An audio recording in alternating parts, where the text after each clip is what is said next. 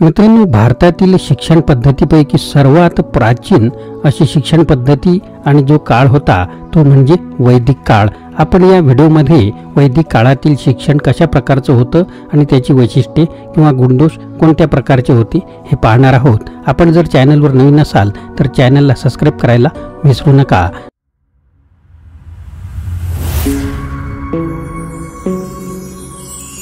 नमस्कार मित्रांनो, माझे नाव आनंद आहे आणि मराठी आनंद यूट्यूब चॅनलमध्ये आपणा सर्वांचे स्वागत आहे. सुरुवातीला पाहूया वैदिक शिक्षणाचा अर्थ काय. तर वैदिक काळातील शिक्षण समजून घेणं हे गरजेचं आहे.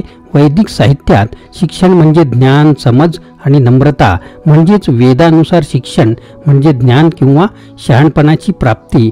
वेदावर आधारित शिक्षण म्हणजे ज्ञान, आत्मा आणि ब्रह्म यांचा शोध.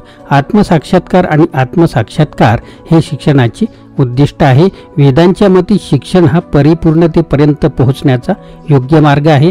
वेद हा सर्व ज्ञानाचा विश्वकोश मानला गेला आहे. वेदांमध्येही शिक्षणाला मोक्षाचे साधन मानले गेले आहे. सा विद्या विमुक्तये, येथे शिक्षण हेच मुक्तीचे साधन होते. माणसासाठी ही स्व ओळखण्याची एक भावना होती, ज्यामुळे तो जीवनाचे अंतिम ध्येय गाठू शकतो. भारतीय शैक्षणिक आणि सांस्कृतिक परंपरांचा इतिहास जगातील सर्वात जुना इतिहास आहे. त्याचे अस्तित्व गेल्या 5000 वर्षाहून अधिक दूरच्या भूतकाळात दिसून येते. आम्ही हे केवळ अभिमानाने स्वीकारले नाही, तर अनेक इंग्रज विद्वानांनी भारतीय शिक्षणाचे स्वरूप अशा प्रकारे चित्रित करण्याचा प्रयत्न केला आहे की ते त्यांच्या गौरवशाली भूतकाळाची पुष्टी करते. F.P. थॉमस यांनी त्यांच्या प्रसिद्ध पुस्तकात भारतातील ब्रिटिश शिक्षणाचा इतिहास आणि संभावनामध्ये त्यांचे मत उद्धृत करून लिहिलेले आहे. भारतातील शिक्षण ही नवीन संकल्पना नाही. जगात असा एकही देश नाही जिथे ज्ञानाचा रस नाही. अशा प्राचीन काळापासून सुरू झालेले प्रेम किंवा ज्याने आपल्या भावी पिढ्यांना इतका साधा, चिरस्थायी आणि शक्तिशाली प्रभाव टाकला आहे, असे मत व्यक्त केले.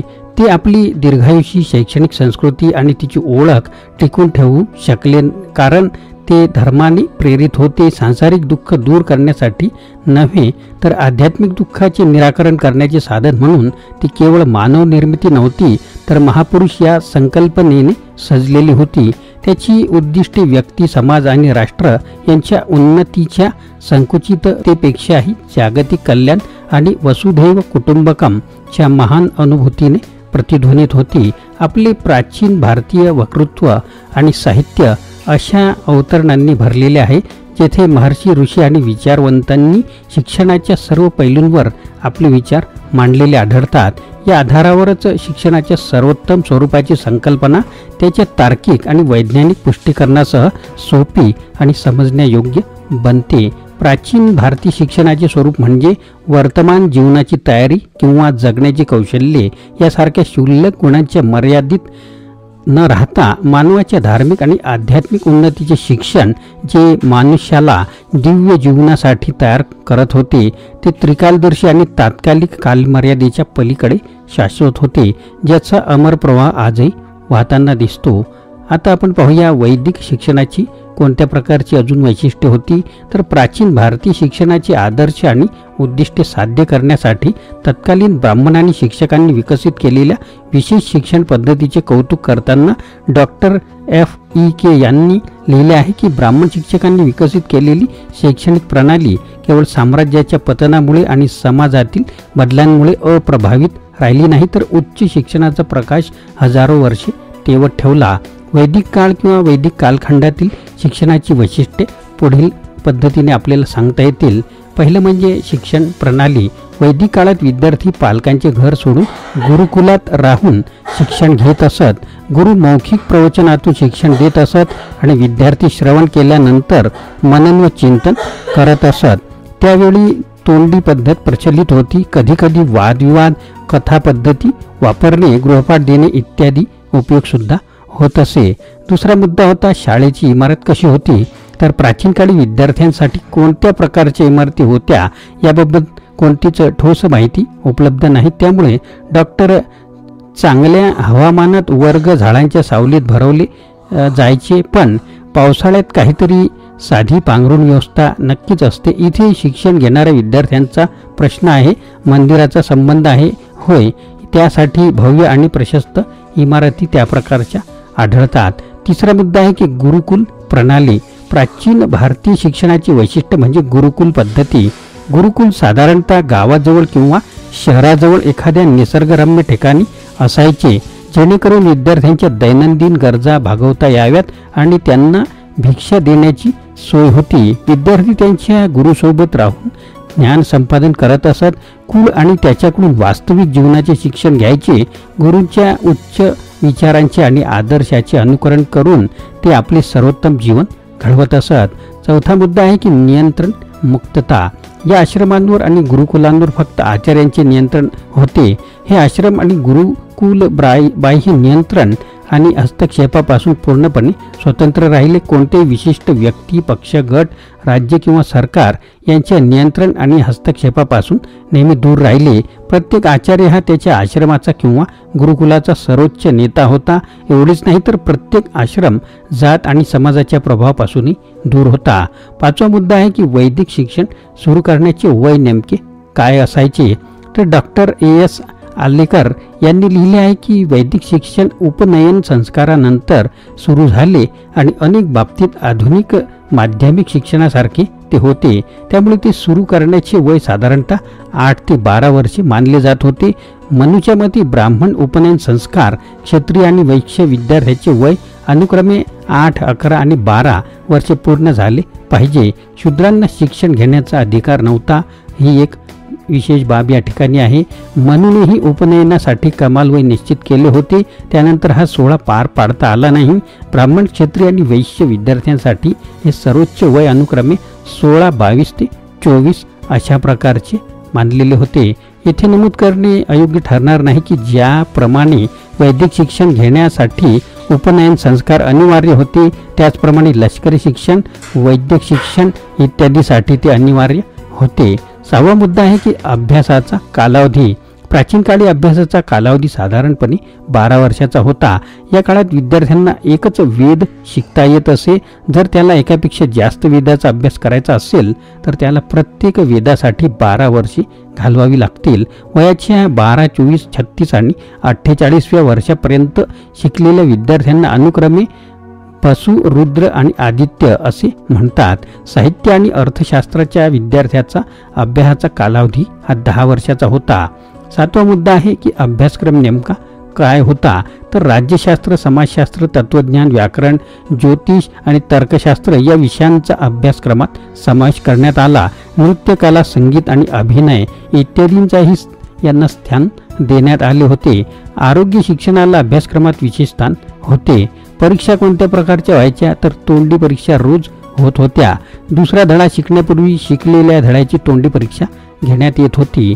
9वा मुद्दा आहे की शैक्षणिक सुट्ट्या होत्या काय.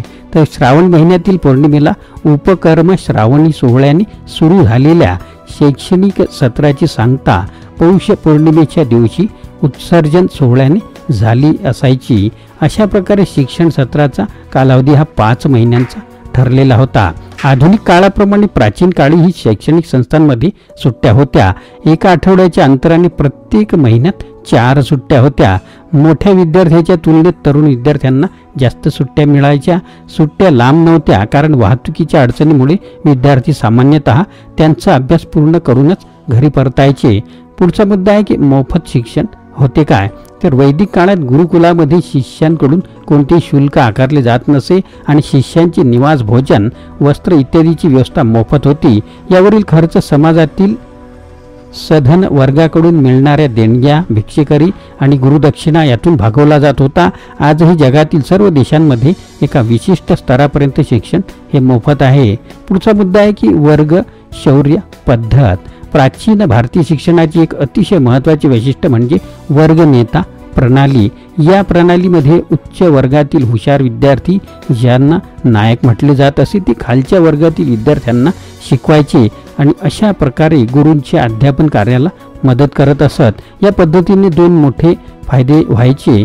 प्रथम, शिक्षकाच्या अनुपस्थितीत बहुतेक वर्गामध्ये अध्यापनाचे कार्य चालू होते. दुसरे म्हणजे वर्गप्रमुखांना काही काळानंतर अध्यापन कार्याचे प्रशिक्षण देण्यात आले। पुढचा मुद्दा आहे की शिस्त कशा प्रकारची होती। गुरुकुलामध्ये विद्यार्थी पिता पुत्राप्रमाणे राहत होते, त्यामुळे विद्यार्थ्यांना स्वयंशिस्त आली। प्रायश्चित्त म्हणून केवळ विद्यार्थ्यांना शिक्षा दिली जात असे। स्वयंशिस्तीचा सराव होता। विद्यार्थी शिक्षकांच्या आज्ञाधारक आणि अधीन होते। पुढचा मुद्दा आहे की गुरु शिष्य संबंध हे कशा प्रकारचे राहायचे। तर वैदिक काळात गुरु शिष्याचे नाते खूप गोड असायचे। गुरु आणि शिष्य पिता पुत्राप्रमाणे जगायचे। अभ्यासाच्या काळात शिष्य पूर्णपणे गुरुच्या संरक्षणाखाली राहायचा। गुरु हे शिष्याचे आध्यात्मिक पिता मानले जायचे। वडील आपल्या मुलांची जशी काळजी घेतात त्याच प्रकारे गुरूंनी शिष्याची काळजी घेतलेली असायची। गुरु शिष्याचे संपूर्ण व्यक्तिमत्व घडविण्याचा त्यांनी प्रयत्न केला। गरज पडेल तेव्हा गुरूंनीही शिष्याची काळजी घेतली आणि उपचार केले। गुरु आपल्या शिष्यांमध्ये चांगल्या सवयी लावत असायचे। गुरूंचे प्रयत्न शिष्याच्या शारीरिक, मानसिक आणि आध्यात्मिक विकासासाठी असायचे। विद्यार्थ्याच्या मनात गुरुबद्दल आदर आणि सेवा होतीच। गुरूंच्या आज्ञेचे पालन करणे, सेवा करणे, दैनंदिन काम करणे, भिक्षा मागणे आणि आश्रमाच्या व्यवस्थापनात गुरूंना मदत करणे ही विद्यार्थ्यांची प्रमुख कर्तव्ये मानली जात होती। पुढचा मुद्दा आहे की महिलांना शिक्षण मिळत होते का। तर वैदिक काळात मुलींसाठी उपनयन होते, परंतु मुलांप्रमाणे त्यांच्यासाठी वेगळी गुरुकुले नव्हती। तरीही वैदिक युगात स्त्रियांना शिक्षण घेण्याचे पूर्ण स्वातंत्र्य होते। तिला कोणताही भेदभाव न करता शिक्षण घेता आले। मुलांप्रमाणे मुलींनाही व्रत पाळले आणि यज्ञांमध्ये भाग घेता आला होता। 15वा मुद्दा आहे की शिक्षणाचे उद्दिष्ट काय असायचे। प्राचीन भारतीय समाजाचे सर्व पैलू धार्मिक भावनांनी भरलेले होते। समाजातील प्रत्येक घटक धर्माने रंगला होता, त्यामुळे शिक्षणही धर्मावर आधारितच होते। धर्मामुळे शिक्षणाची उद्दिष्टे धार्मिक होती। वैदिक शिक्षणाचा मुख्य उद्देश आध्यात्मिक विकास हाच होता।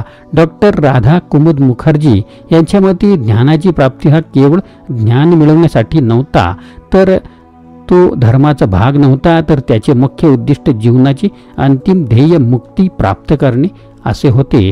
पुढचा मुद्दा आहे की शिक्षणाचे स्वरूप नेमके कसे होते।